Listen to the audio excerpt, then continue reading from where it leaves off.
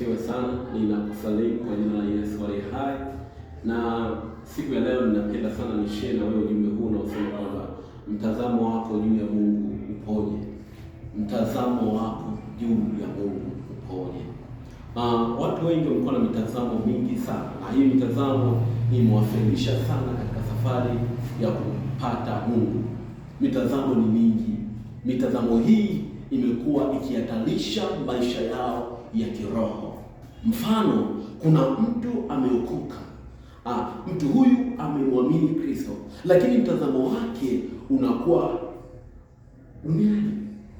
Amewekeza ufahamu wake duniani, amewekeza mawazo yake duniani, na baadaye anapata matokeo ya dunia. Kwa nini? Kwa sababu mtazamo wake upo duniani. Na kuna mtu ameokoka, lakini mtazamo wake uko beneti na Mungu.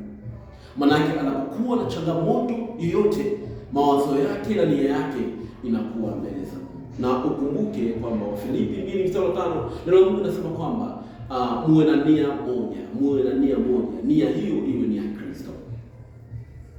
Mchana leo napenda kushirikisha hivi kwamba mtazamo mzuri sana ni mtazamo wa kuwa na nia ya Kristo. Kama huwezi kufanikiwa katika dunia hii usipokuwa na mtazamo chanya.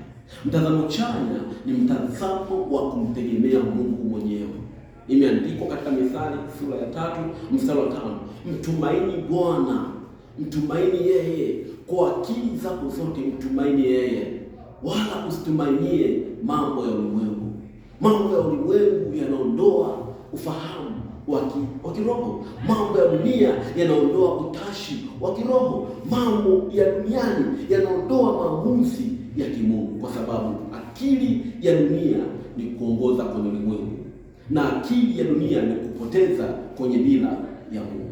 Sasa leo nataka nikuhabarisha kwamba Yesu yupo karibu. Yesu yupo karibu. Anasema, tazama na simama mlangoni na bisha, mtu akifungua mlango wake nitaingia ndani yake. Je, mtazamo wako unaoishi unaweza ukamfanya Yesu Kristo afungue mlango wako?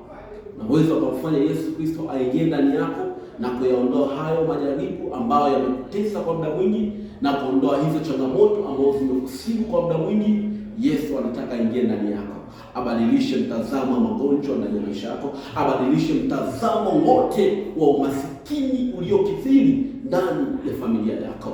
Mimi ni mjoli wa Yesu Kristo, nipo tayari kuhabarisha kwamba amua sasa kubadili mtazamo hasi uelekee mtazamo chanya. Yesu anakupenda. See you. Amen.